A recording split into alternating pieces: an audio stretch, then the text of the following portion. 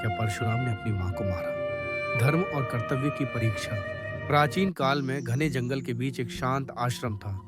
आर्ष जमदग्नि यज्ञ कर रहे थे और माता रेणुका नदी से जल भर रही थी। नदी में अपना प्रतिबिंब देखकर माता रेणुका क्षण भर के लिए विचलित हो गई। उनके चेहरे पर हल्की सी भावनात्मक चमक आई। अर्श जमदग्नि ने अपनी योग दृष्टि से यह देखा और क्रोधित हो उठे। आकाश में बादल छा गए, वायु तेज हो चली।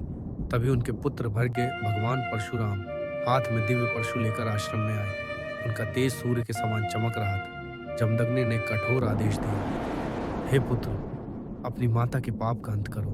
परशुराम ने सिर झुका लिया, आदेश स्वीकार किया।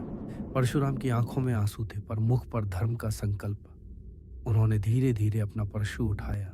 माता रेणुका शांत खड़ी थी, आंखें बंद, हाथ जोड़े, ईश्वर को समर्पित। उनके चारों ओर दिव्य प्रकाश फैल गया। एक तेज प्रकाश उठा और माता का शरीर स्थिर हो गया। आत्मा आकाश की ओर चली गई। जंगल में शांति छा गई। जमदग्नि प्रसन्न हुए और बोले, पुत्र, वर मांगो। परशुराम ने विनम्रता से कहा, माता को जीवन दान दीजिए।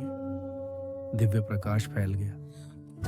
माता रेणुका पुनः जीवित हो उठी। परिवार एक हुआ और आकाश में सूर्य की सुनहरी किरणें चमकने लगी। इस कहानी से हमें यह सीखने को मिलता है कि सच्चा धर्म और कर्तव्य हमेशा व्यक्तिगत भावना से ऊपर होता है। सब्सक्राइब करके बेल आइकन दबाओ, क्योंकि अगली कहानी इससे भी ज्यादा चौंकाने वाली है। जब 100 पहली बार अपमान हुआ, कृष्ण का धैर्य टूट गया।